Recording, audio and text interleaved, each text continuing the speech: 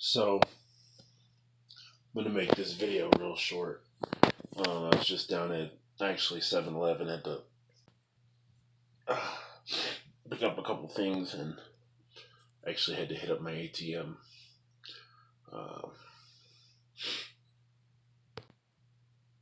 so, and I'm behind this guy at the checkout counter.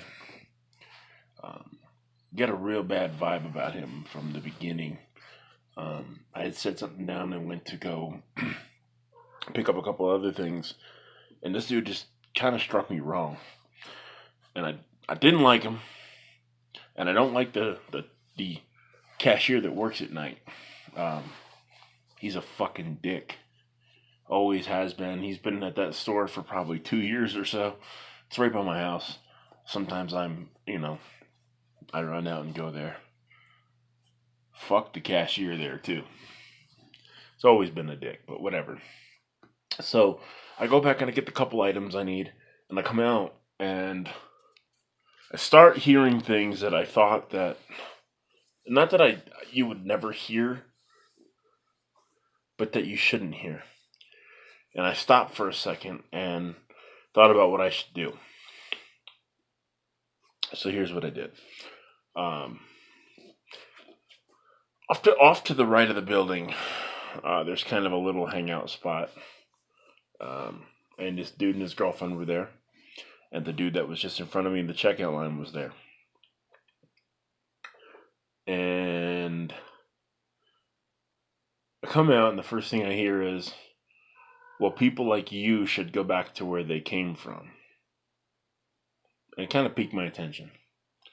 So I looked over, and I noticed that the guy, the one that was just standing in front of me in the line, wasn't even like, he was in an argument with the couple, but he was approaching the woman and not the guy. And he was pointing in her face and stuff like that. So I went to the car, put my bag down, made eye contact with them and with the people. Then kind of thought about what I should do as I'm doing this, because I'm still not sure how to handle it yet.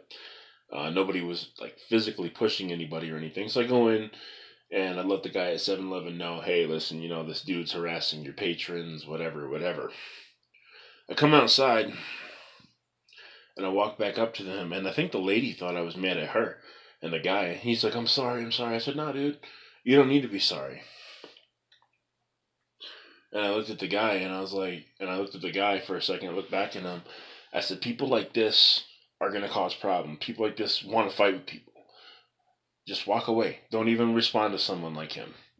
And he's yelling at me now, like from behind me. But I didn't say anything to him. And so I kind of ushered the people. I was like, yo, go inside. The cashier knows. He'll take care of it, man. Just go in. Don't have any problems. And I turn around. The girl didn't go inside. She had a cigarette. But the guy did, to go talk to the cashier for a second. And so I turn around, and the dude is sitting in his car. The guy who was just harassing these people. Now, it's a little guy, and the girl's even smaller. And I had a problem like this earlier today in the same area, just at a store right across the street from the 7-Eleven. And the dude who was being an ass knew me from just around town. We're not friends or anything, but he knows me. And I broke that up too. He was actually being an asshole to two of my actual friends who I do talk to and stuff. I just wanted to give you guys a heads up. I did diffuse the argument, but not by engaging with the person that was causing the problem. And in hindsight, I actually think that was the better decision.